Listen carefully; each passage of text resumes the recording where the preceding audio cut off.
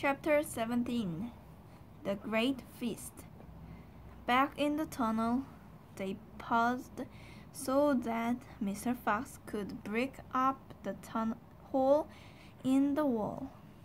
He was humming to himself as he put the bricks back in place. "I can still taste that glorious cider," he said. "What an fellow Rat is! He has bad manners," Badger said. "All rats have bad manners. I've never met a polite rat yet." And he drinks too much," said Mr. Fox, putting the last brick in place. "There we are. Now home to the feast." They grabbed their jars of cider and off they went. Mr. Fox was in front, the smallest fox came next, the badger last.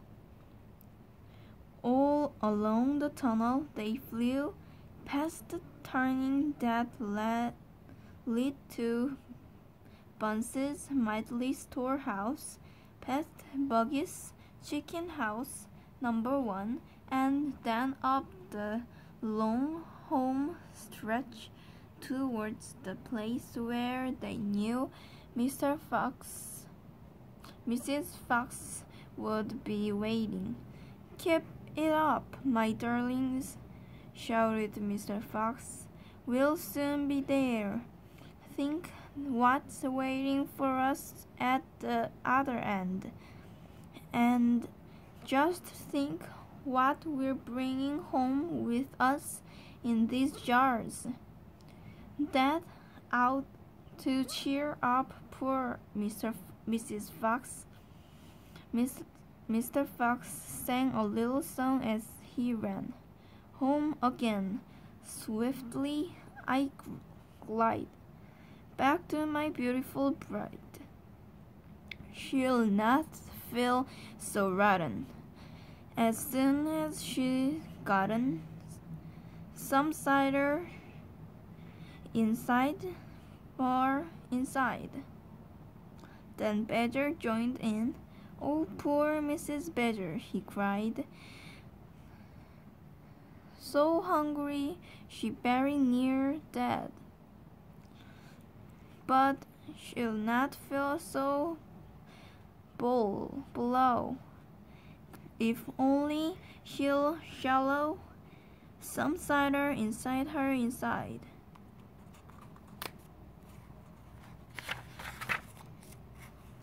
They were still singing as they rounded the final corner and burst in upon the most wonderful and amazing sight any of them had ever seen. The feast was just beginning. A large dining room had been hollowed out of the earth, and in the middle of it sit around a huge table were no less than 29 animals. They were Mrs. Fox and 3 small foxes, Mrs. Badger and 3 small badgers, Mole and Mrs. Mole, and 4 little moles, Rabbit and Mrs. Rabbit, and 5 small rabbits, Weasel and Mrs. Weasel, and 6 small weasels. The table was covered with chickens and ducks and geese and hams and bacon, and everyone was tucking into the lovely food.